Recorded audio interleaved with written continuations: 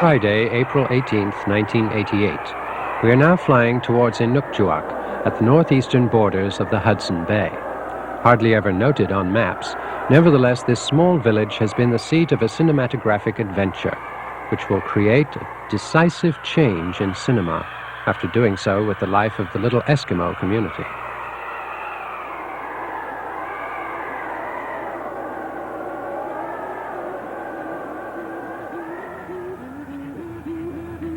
The scene takes place in 1920.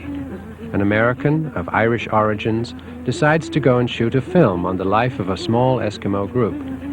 Nowadays we call it a documentary, but at the time it didn't have a name, and the plan seemed extravagant. The film is called Nanook. The filmmaker, Robert Flaherty. For the historians of cinema, he is the father of documentary.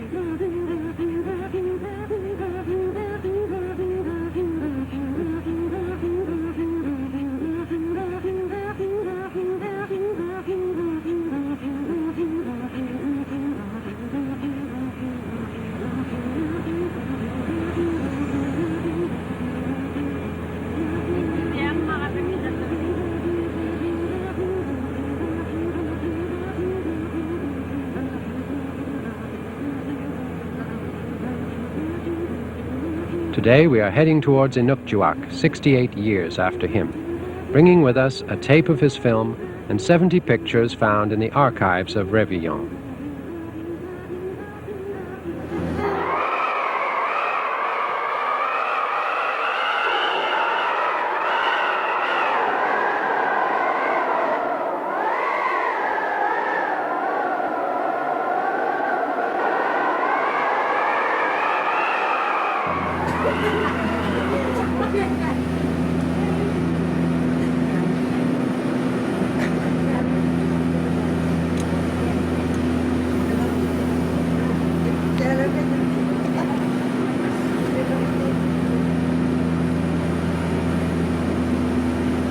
Flaherty enters Inukjuak, then called Port Harrison, during summer 1920.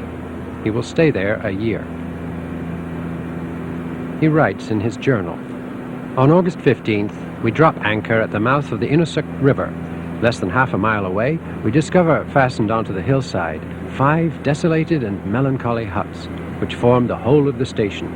The inhabitants of Port Harrison are the poorest people I've ever seen." Tus trailers, visita mi canal.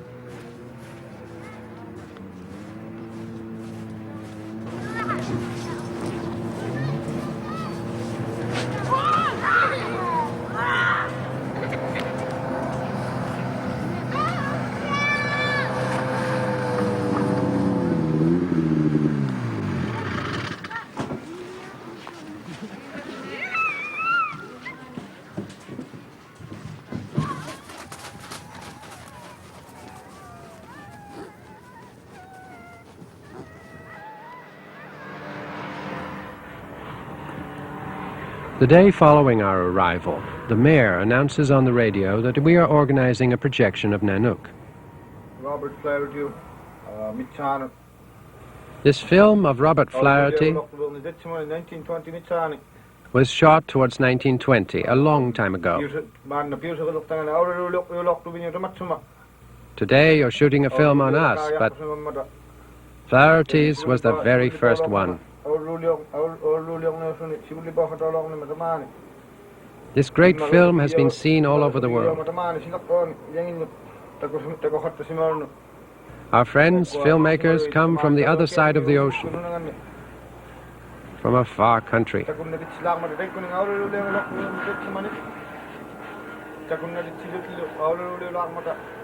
We are going to watch with them this film and pictures of those times.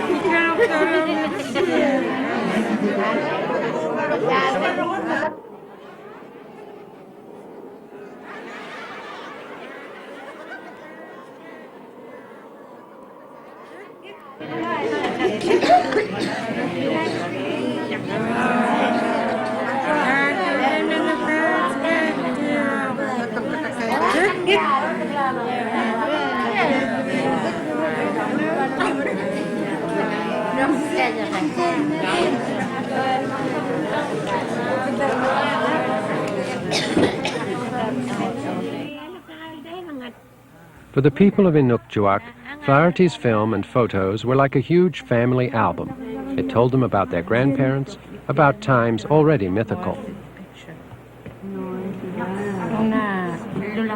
It's this one, I think. No, it's this one. I think it's me. That's not me. Give me some room. Let me see. That one, who is it? Him. He's my grandfather.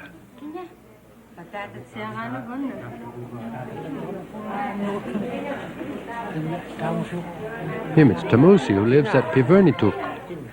Who?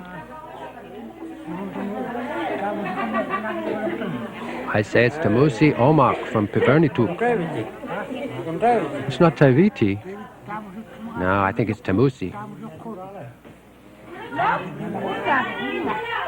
That one. It's me, that one.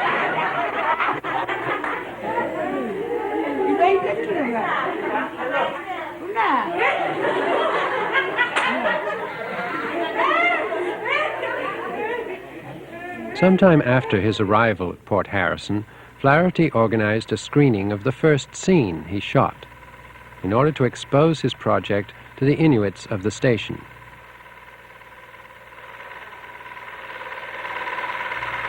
He relates this in his journal.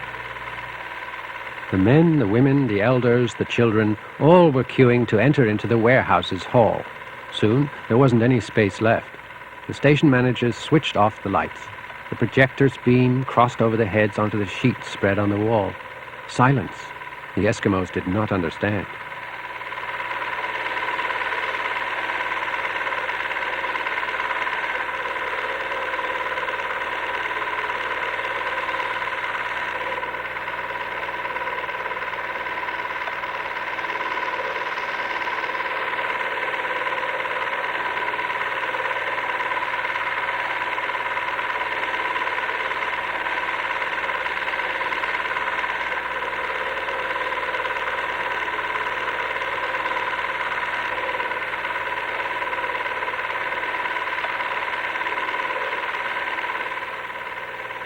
character appeared.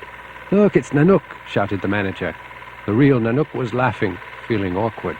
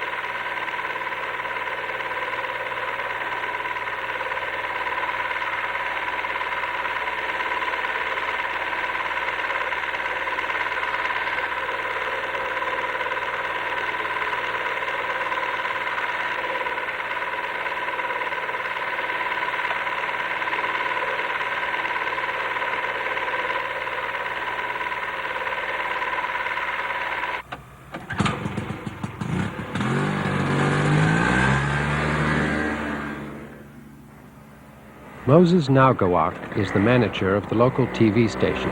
He makes all the programs himself.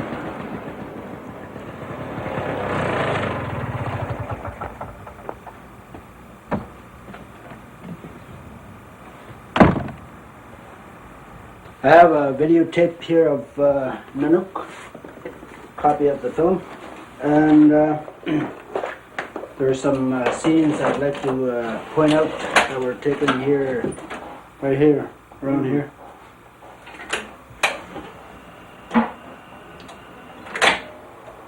Quitus Trailers, visita mi canal. Okay, this here, Yes. I think, if I'm correct, that's right there.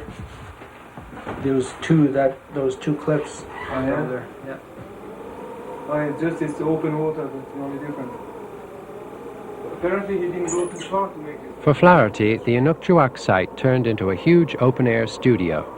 When the Hollywood cinema was shutting itself in its studios, Flaherty was dreaming of a cinema that would open itself on the world and that would draw its heroes and its stories from life itself. At Inukjuak, he elaborates what will become, to the end of his life, his creed as a director. Spend months immersing himself in the spirit of a country, choosing a central character and a few secondary ones, and staging them in the essential events of their life, each time emphasizing the theme of man's fight against his environment.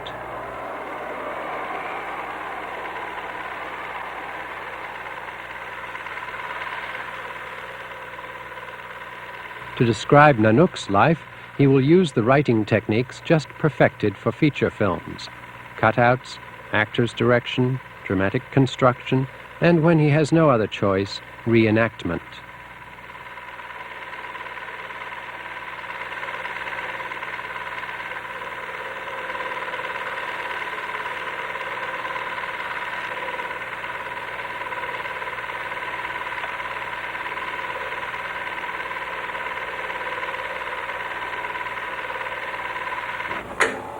Yes, as you notice, he's wearing polar bear skin pants. People didn't wear polar bear skin pants around here. I think that the image, the southern image of Inuk in the 20s, was somebody running around in polar bear skin pants. Robert doctored this particular scene so that the image would fit the imagination. This is, according to Charlie, this was staged. Phonographs had been around long before this scene was made. Oh, Charlie told you that? Yeah. So he wasn't just discovering it? No. And this scene here is sort of... I'm not so crazy about the scene. No, really?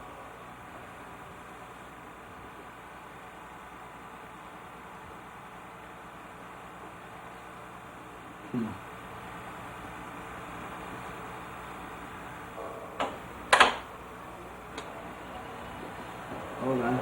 I laugh about this scene here. He takes everything in. He closes the door and he seals it up like he's going to spend the night outside. Even he's gonna be locked outside. Yeah.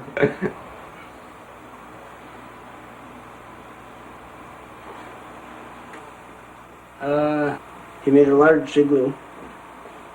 Well, actually, Nanook did, and it finally put the camera in the house, in the snow house. Too dark, and so you have to cut it in half, or part. So of that it. we're all sleeping almost naked at the open air. Yeah. That's- In the name of film, huh?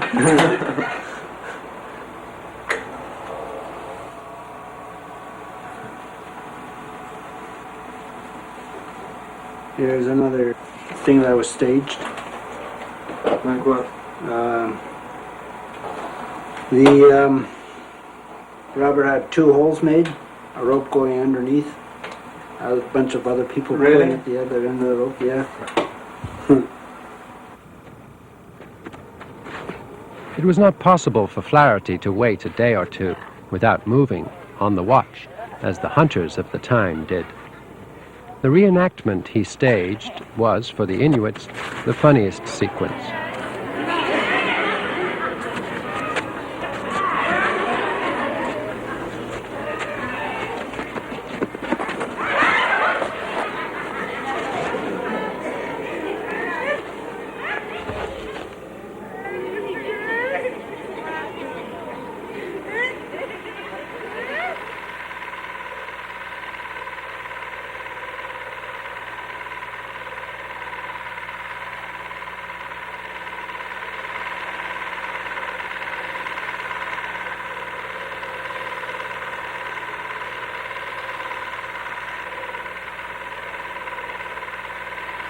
Okay, despite all the faults that I've pointed out in this film, this movie is a very important movie, and the photographs that Robert took, because these pictures and the still shots are the only pictures of that time in this region. There's nothing else besides everybody else proclaiming it as a great film.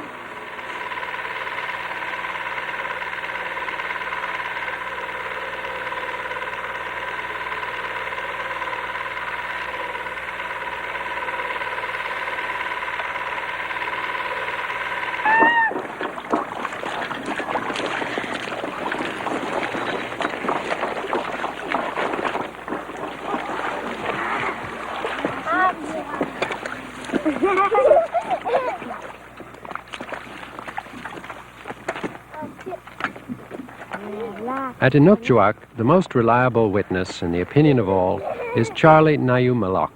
His father was a friend of Nanook's, and he learnt from him a number of anecdotes on Flaherty and the shooting.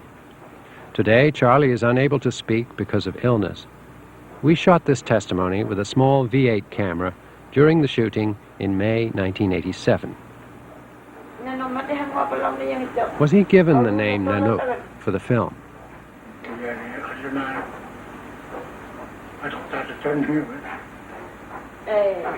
He was given a name that wasn't his. Nanook seemed to suit the whites better. In fact, his real name was Alakarialuk, but he was called Nanook for the shooting.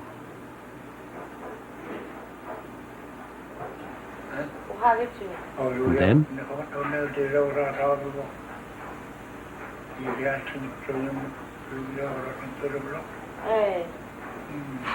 well, when he was in front of the camera, Tus Nanook trailers. couldn't help Visita laughing. mi canal. He explains that Nanook, each time a scene was shot, as soon as the camera was starting to shoot, he would burst out laughing.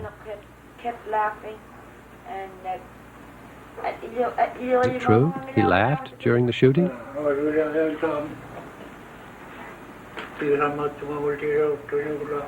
He couldn't help it.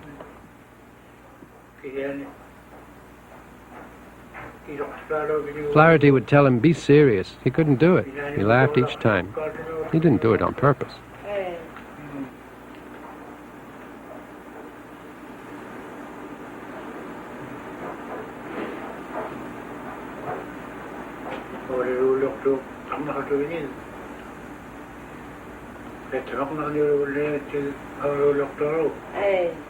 These women were not Nanook's real wives. Two wives. In fact, they were Flaherty's. It wasn't Nanook's wives. It was.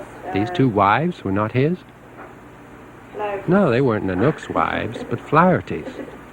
Both of them. Both Yeah. of them? Yes. I knew the two women well who were in the film. He was given fake wives. You saw them, these women? Did you know them? Yes, very well. I was just a kid, but I did see them here at Inukjuak. What name did the Inuits give Flaherty? Samueluk, which means, in Inuit, the tall left-handed man. At that time, there was no electricity. The camera was powered like this, by hand.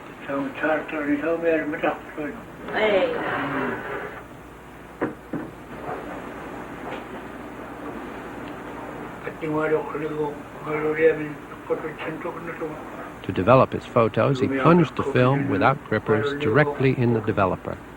So he dipped his bare hands in it. That's why his nails were always black. They were really black. He dipped his hands in it? Yes, without grippers. My father told me so when telling me about the machine for the photos. What machine? The machine that made the photos appear.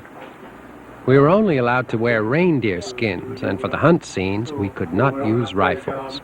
And no metal tools to build the igloo, only Inuit tools. That's how it went during the shooting. It was a film for white people. Inuit customs alone were to be shown. It was forbidden to see white men's tools. Flaherty wanted only Inuit objects. Flaherty clearly explained himself on his way of working. I'm not trying to shoot a film on what the whites made of these people, in rags, wearing these horrible, miserable hats. I'm not interested in the decay of these people. On the contrary, I want to show their primitive majesty and their originality, as long as it is still possible, before the whites destroy not only their character, but also these people themselves who are already disappearing.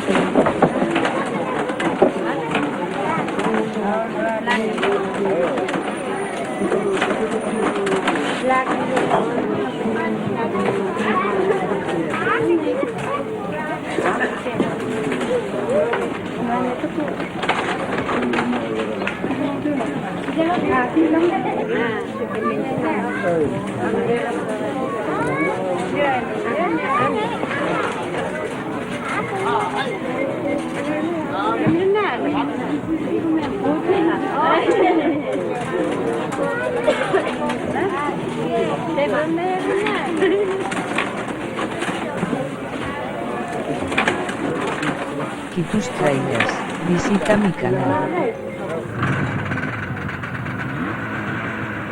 Sugar, said an Eskimo. At first, we took it for some kind of a funny stone. Hardly had we tasted it than we'd throw it away. It was so awful. At that time, the whites gave it to us for free because we didn't want it.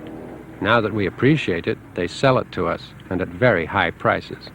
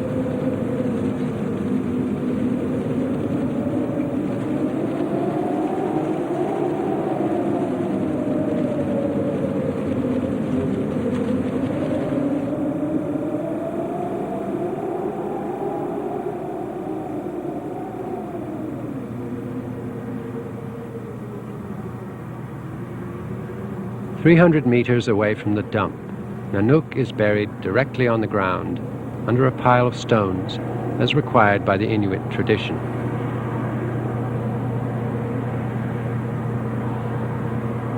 Two years after his return to the States, at the moment when his film was hailed across the entire world, Flaherty received a telegram announcing that Nanook had died of hunger during a disastrous hunting expedition.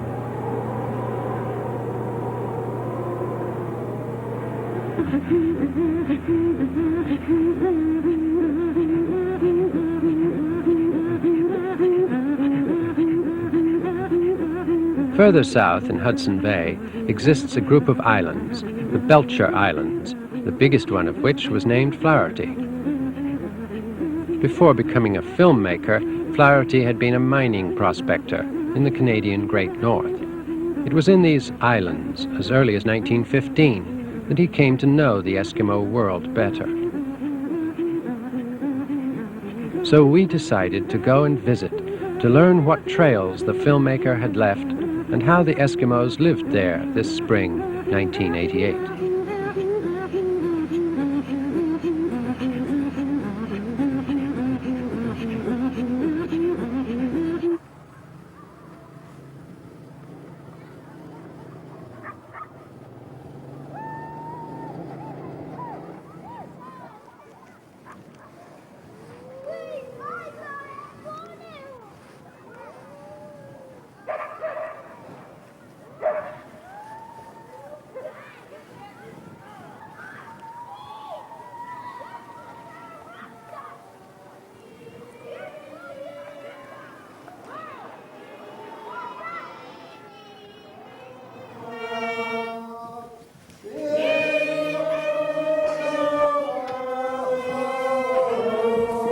Two or three times a week, Mary comes with her daughter and granddaughter to worship at the Anglican Church at Sanikiliwak.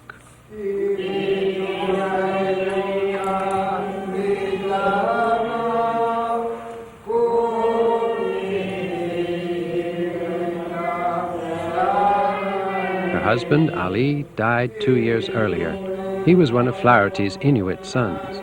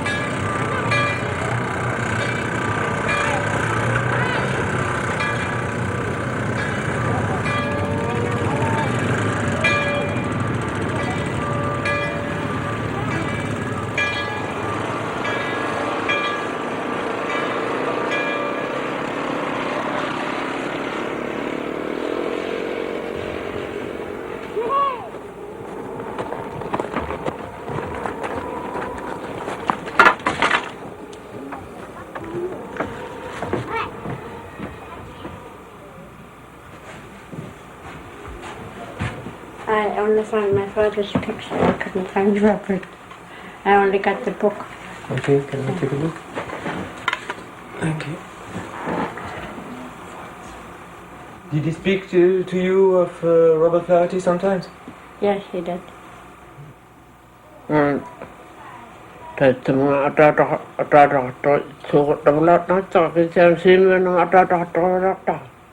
He talked about him, yes. For him, Simunu was his real father. But he talked about Flaherty. Flaherty had gone back. It was Simunu that brought him up. That's why for him, he was his father, not that white man. Despite that, he talked about it. And what did he say about Flaherty? No. He talked about it often? Yes, he talked about it. I don't remember anymore. What about the film? What do you think of the film? I've already said it. It's not Flaherty, it's Simeonu, whom he considered as his father. That's why you don't answer?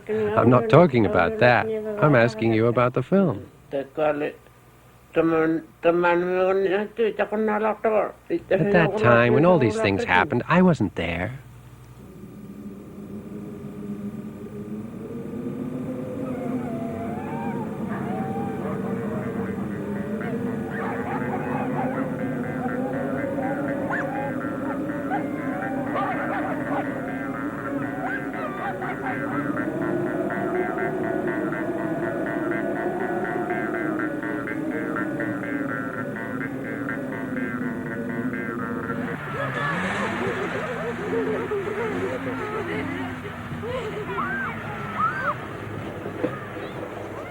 That day, the village was almost deserted.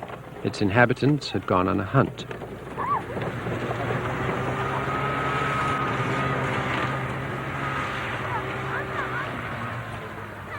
John Johnson, school director, suggests that we join his friends seal fishing.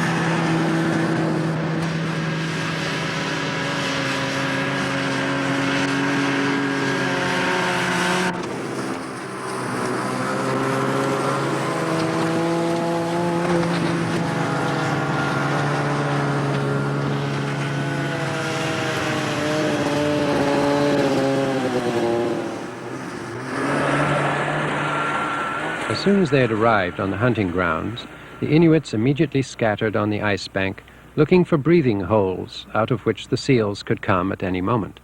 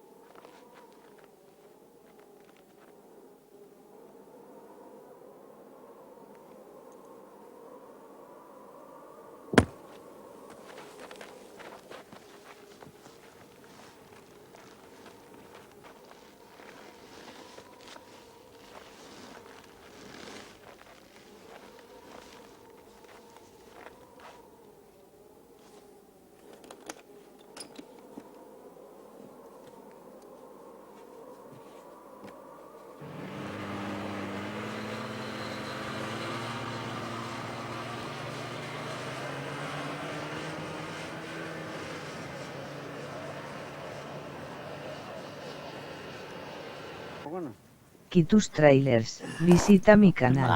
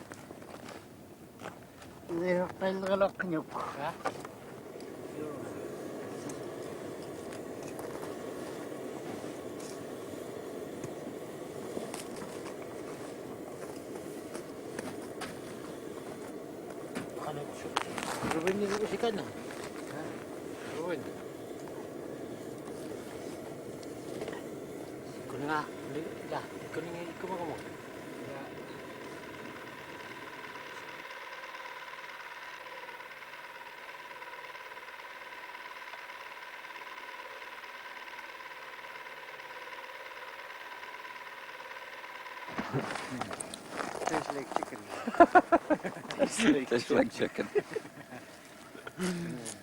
You try some? Yeah, I like the liver especially.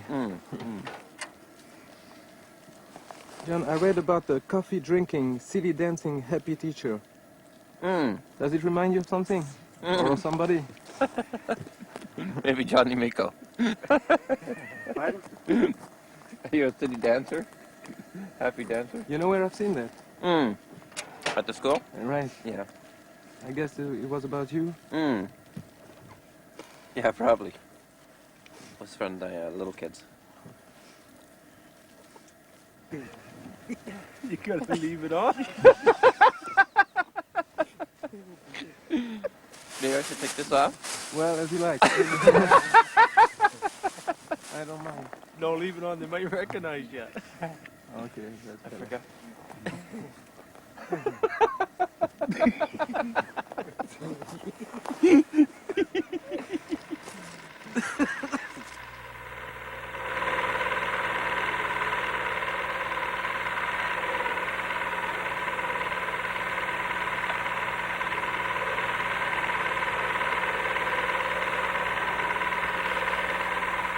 Had you seen the film Nanook before you came here? No. You No. got to know it here. Yeah. We have a copy in the school. It's reel to reel. So we had to put it on video. But unfortunately it's disappeared. It's a very popular movie, and somebody just walked off with it, but we can always have it put it back on video again.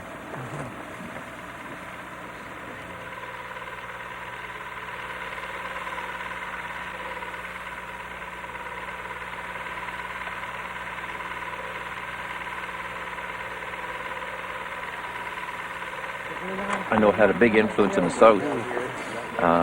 The word Nanook now is synonymous with polar bear, so people in the South know that.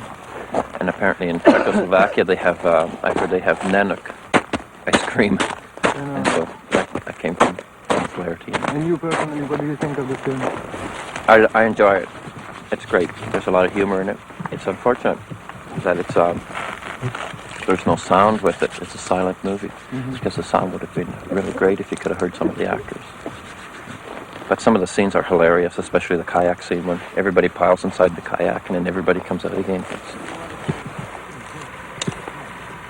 But what's so interesting is we have some of the elders come into the school, and we had one elder come in, Samueli Ichluk, and he talked in this area right here, and they had run out of food, and they had to move people over to another part of the island, and they moved the same way. They put some people inside, and they tied all the rest of their belongings on the kayak, and they moved it over. So what they have in Nanook back in 1920 is what was happening also back in the 1950s.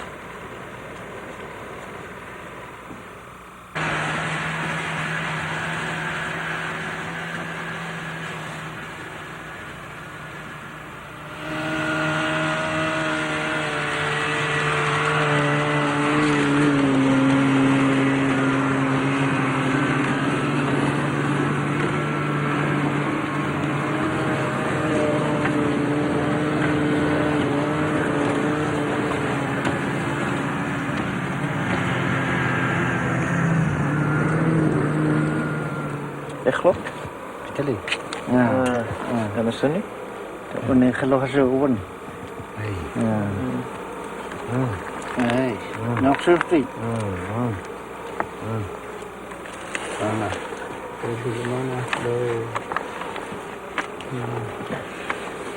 They had when they were hunting polar bears. think we're on the others. Nanook tumani pa. Tahata.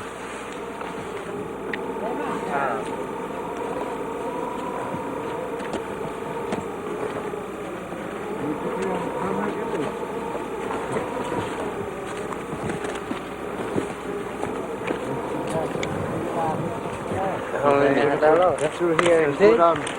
Yeah? It's too high. What? Go down. No. Ya lahat. Siguro na kali. Yeah? Lahat? Yeah.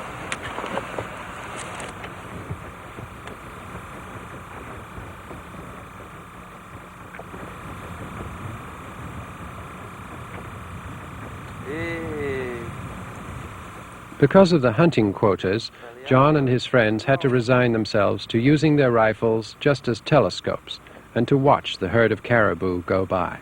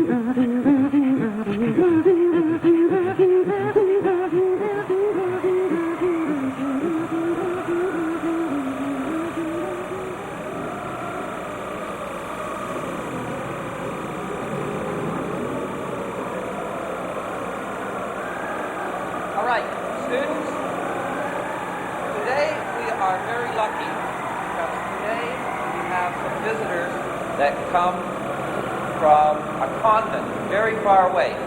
And they come from a country called France.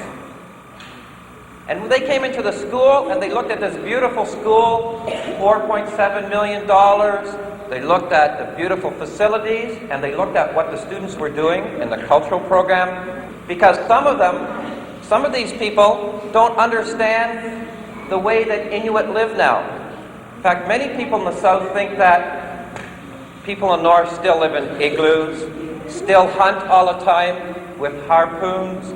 And so what we're going to do is show them how we live in Sanikiluaq.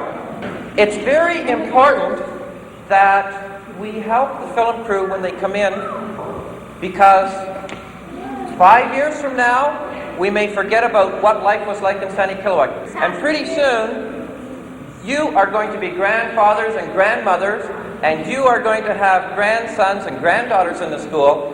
We want them to see you at school in the 1980s.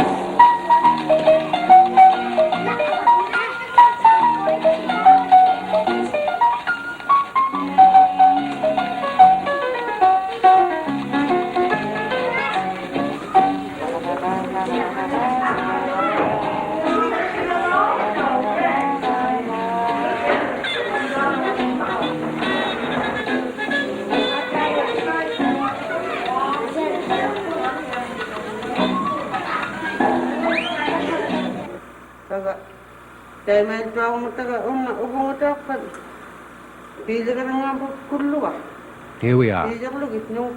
As soon as we'd reached the thumb, the game was over. We said, Kulwak. That was the name of the game. After naming all the fingers, we stopped. That was the game. Thanks to these objects, we survived. Before, we suffered from starvation. With this, we caught ducks. Like this.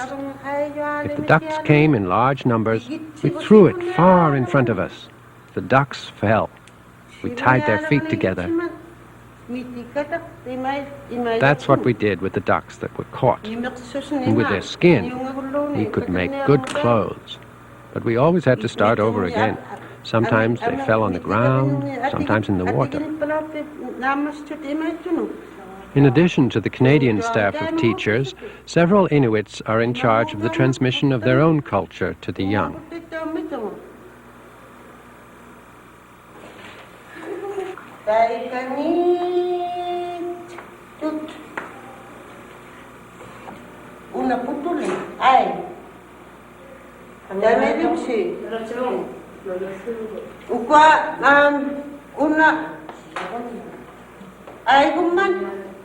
This is an A.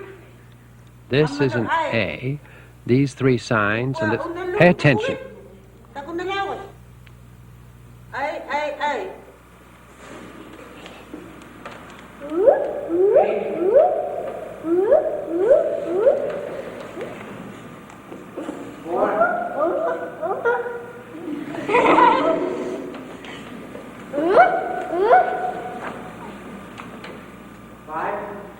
This morning at the gymnasium, there is a goose call contest.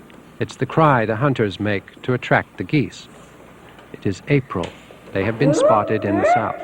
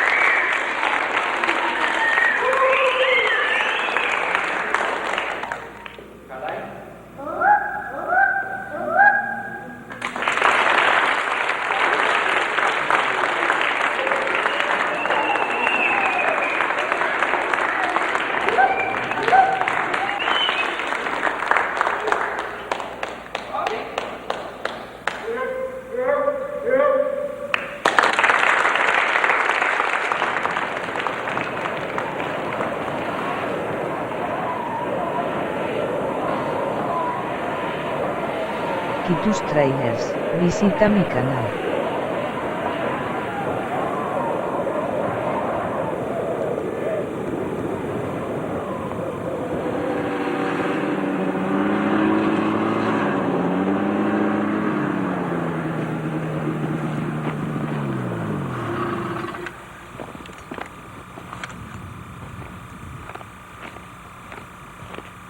When you come up north, and we're in a little village, we have 479 people here.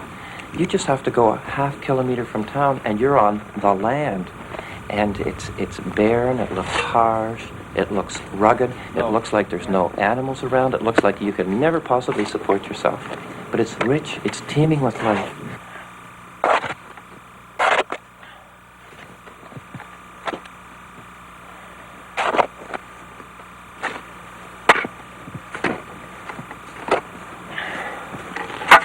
Want to get this hole first?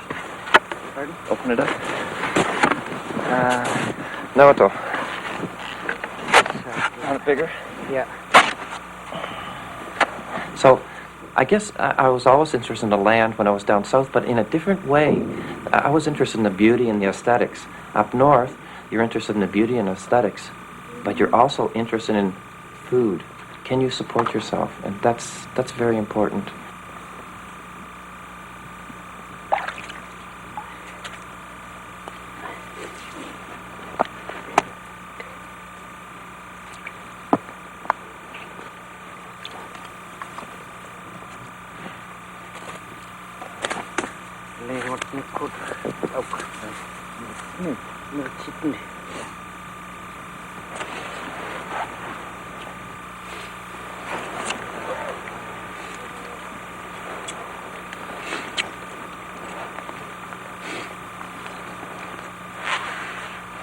So I have this extra dimension added on when I came up north, and that is searching for food, finding food.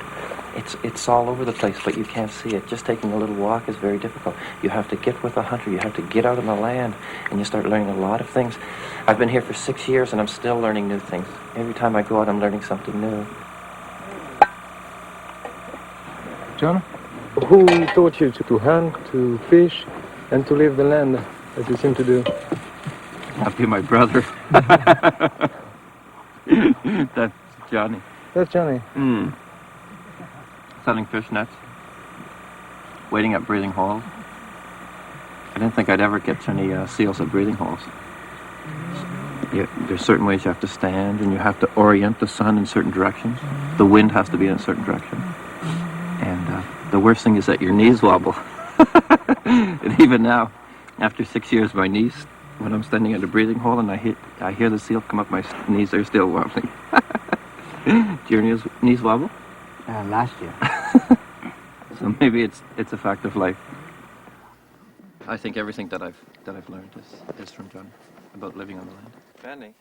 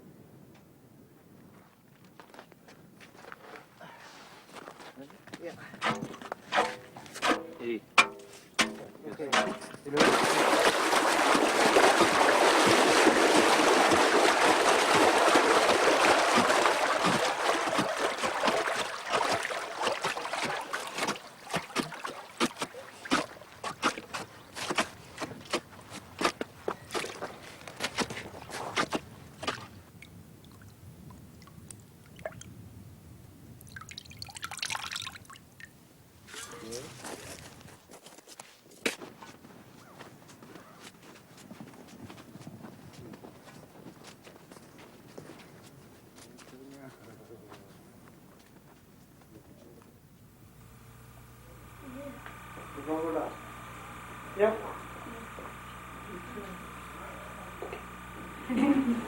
Kasih ketek.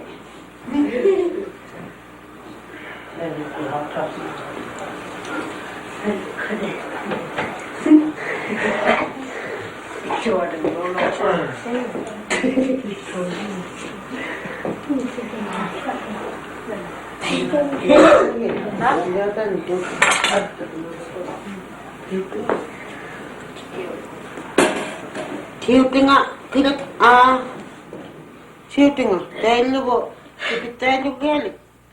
You have to do it from under. That is its ear. That's how you call this part.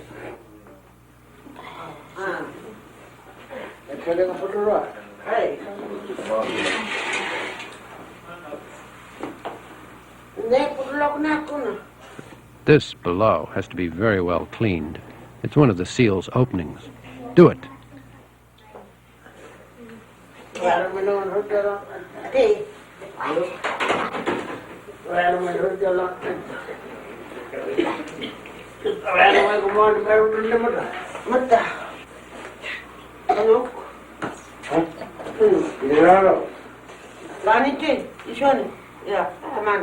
Everything is cleaned.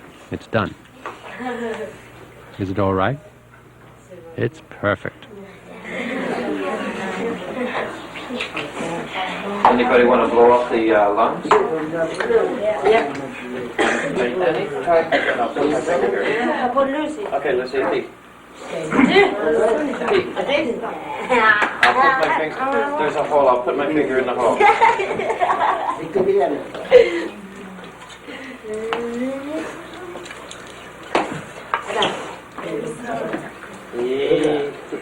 Keep it up. Keep it going. Keep it going.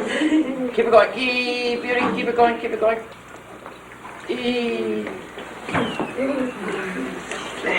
Beautiful.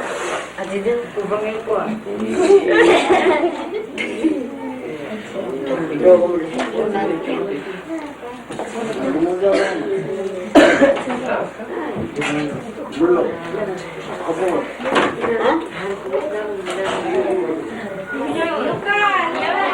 tus trailers, visita mi canal.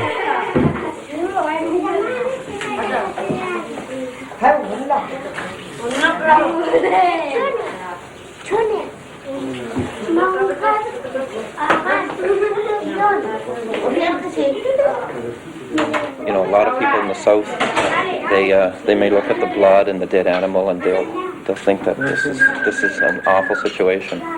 But the fact of eating a roll is traditionally.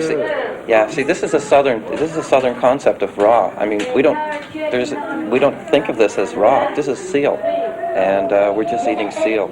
And it's people from the South that put this word raw on it. Once you've been here for, well, let's say it's seal, and it's the people in the South that think that you have to cook it, you have to bake it, but it's necessary to be consumed raw. I mean, for instance, down south you got nice fresh fruit and vegetables, and that's where you're getting your vitamins from. People could never have existed here in the past if they cooked all their food.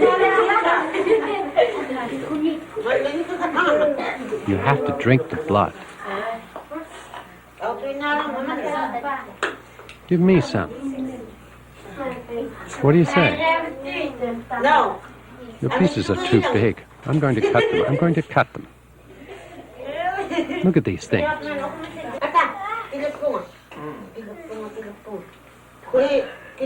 You do it this way? Yes.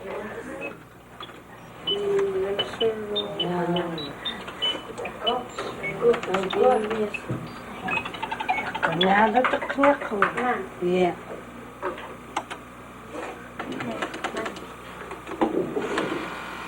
We can't relive the past anymore. We wouldn't expect people to live in the old sod houses and the igloos and that, but at least we can keep a pride in it, and we can do as much structuring of this as possible. We could inform our kids that this is your origin. These are your cultural roots. Be proud of it. This is you, and keep this going for the future generations.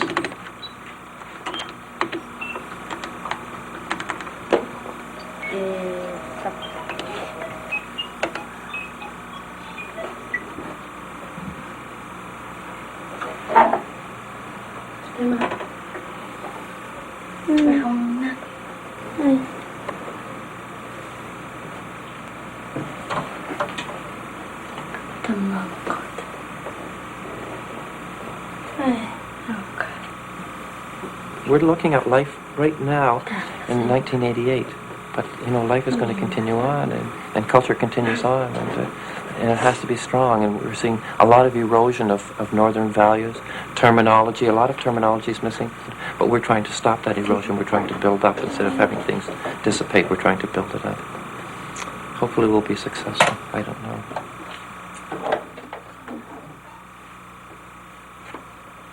Laughter, nostalgia.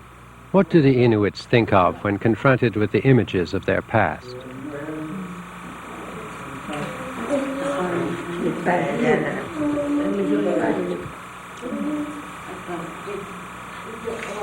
And above all, what would Nanook think if he saw them watching him 60 years later on Flaherty Island in this $5 million school?